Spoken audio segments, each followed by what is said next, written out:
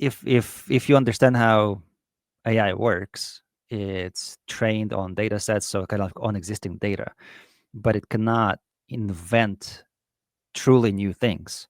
So that's approach from a different angle, and that's what I hate about AI still, because nowadays we think that it can do anything, but then when I talk to ChatGPT and like, hey, give me some fresh ideas out of the box ideas for some kind of branding campaign we're doing, or something that's a little bit more creative, and it just cannot do anything.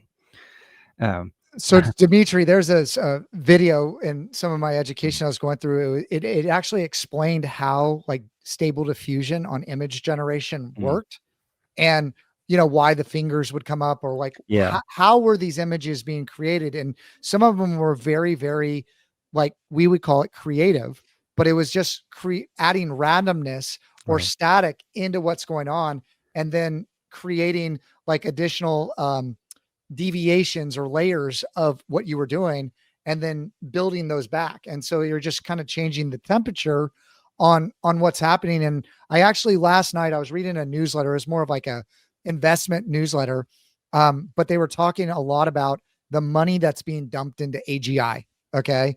And they were like, and he was just like, we're dumping a lot of money into AGI, and everybody's saying we can scale and compute to just solve anything. And he's going, I'm not sure that we can. Right. I mean, maybe there's going to be an instantaneous, like, consciousness is going to click on. I mean, maybe. I'm not saying that it's not possible, because we don't know how it's created today, but the likelihood that's going to happen, if you understand how these transistors, I guess, are built, or transformers are built, like, it's going to make someone better that knows how to use it and that has a foundation of what good looks like.